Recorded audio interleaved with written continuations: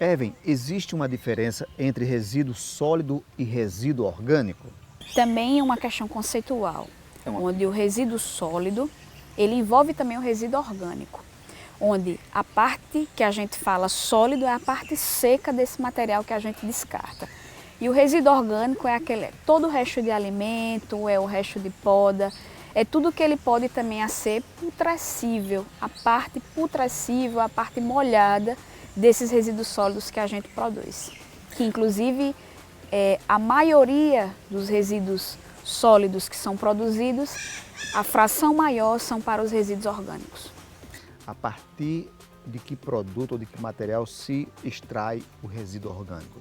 Bem, na verdade o resíduo orgânico a gente não extrai, a gente produz. Então a gente produz e a gente mistura com o resíduo sólido, o resíduo seco. Então a gente produz o alimento, existe a produção desse alimento que gera de casca, o que gera de materiais para produzir aquele alimento, assim como também tem o resto do alimento que fica no prato. Então a gente mistura tudo e a gente tem esse resíduo orgânico. Me parece que há toda uma cadeia, né, de produção aí com relação ao resíduo, que sai lá do local que se produz, que descarta e depois reaproveita até retornar ao mesmo lugar, ao lugar de origem. Na verdade, a produção de alimentos ela tem várias etapas. A etapa desde que o produto chega na unidade de alimentação ou na sua casa, ao armazenamento, ao corte, com que tipo de utensílio você vai cortar esse material, você já está gerando as cascas. Quando você vai fazer o cozimento dela e que chega até o prato, então isso é uma etapa de produção.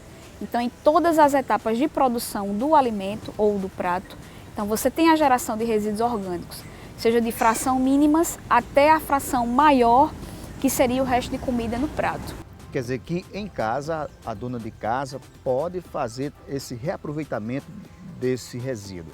Bem, ela deve não só pensar no reaproveitamento, mas diminuir essa produção. Fazendo o quê? Ela pode utilizar um utensílio, por exemplo, uma faca adequada para fazer o determinado corte, porque tem tipo de faca que você vai cortar um tipo de material em que ela corta mais, você não reaproveita mais. Então o princípio é sempre você pensar que você pode reduzir esses resíduos na sua produção.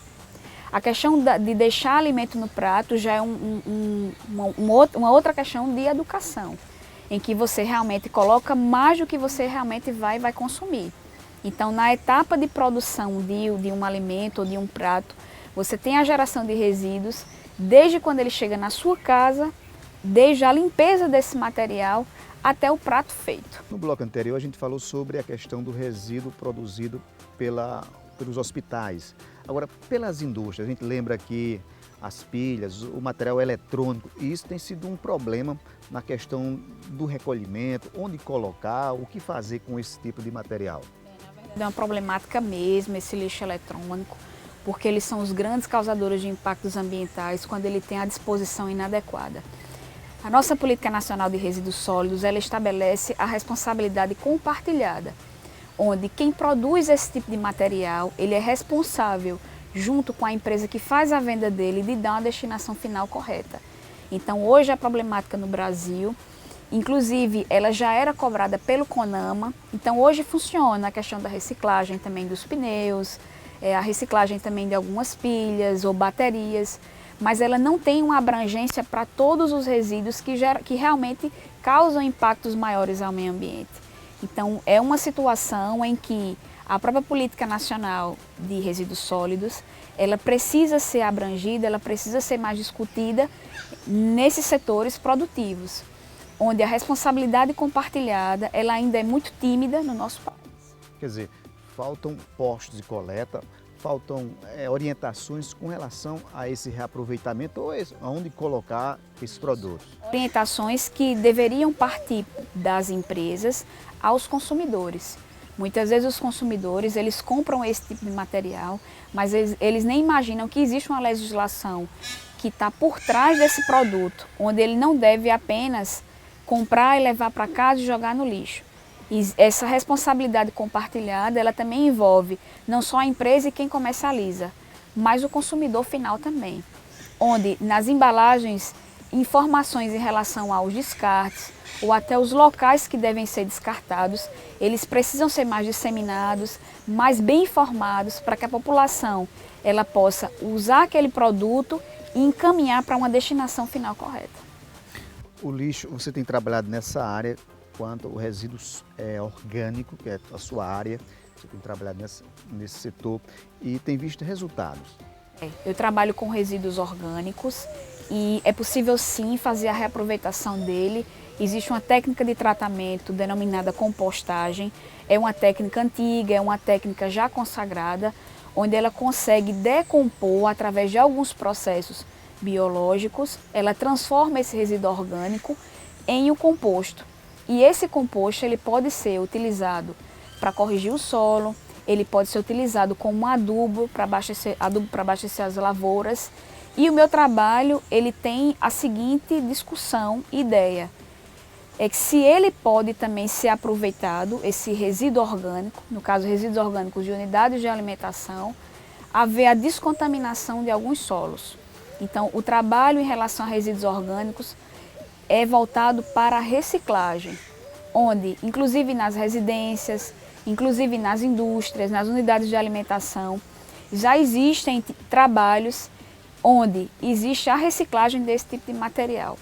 Por exemplo, aqui em João Pessoa, a gente tem alguns restaurantes que fazem a destinação final desse material. Primeiro existe a separação deles, isso é o fator primordial. Na segregação, a gente fazer a separação do resíduo sólido do resíduo molhado. Então, esse resíduo molhado, ele pode ter várias destinações. Ele tanto pode servir de alimento, como ele pode ser transformado em adubo através da compostagem. Como eu falei, existem restaurantes aqui em João Pessoa em que faz o tratamento deles, não dentro da unidade de alimentação. Ele é armazenado temporariamente no restaurante e ele segue para um assentamento rural. Nesse assentamento rural, esse material é realizado também ao envolvimento com palhas, folhas secas. A gente tem as leiras de compostagem.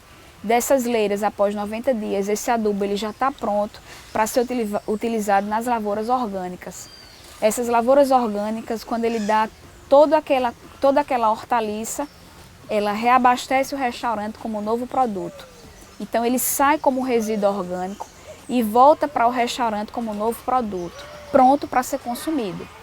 Assim também como não só os resíduos orgânicos, existem também outros tipos de materiais que fazem parte da produção de unidades de alimentação que podem ter destinações diferenciadas. Por exemplo, o resíduo orgânico ele pode servir como alimento para a suinocultura ou criadores de porcos, onde eles podem os seus excrementos podem passar por um tratamento através de biodigestores e estar gerando o gás metano.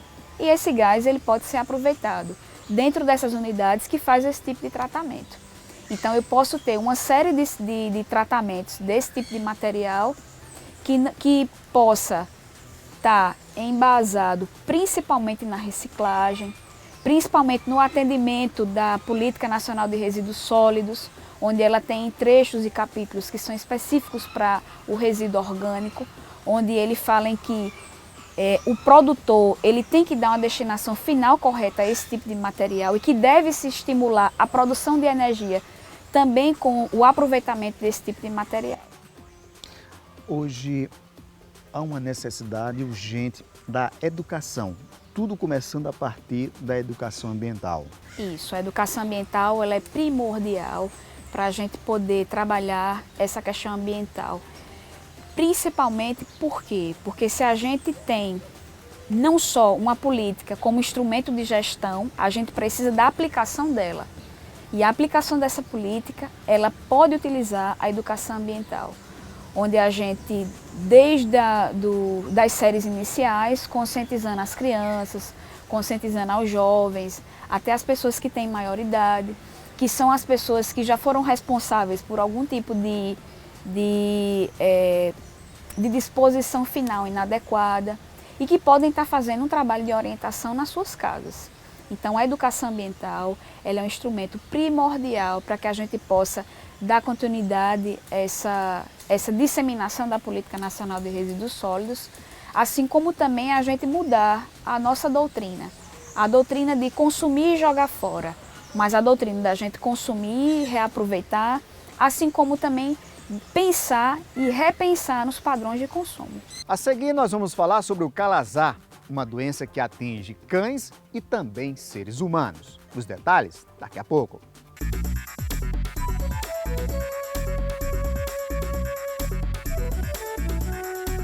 Esse é o gato maracajá.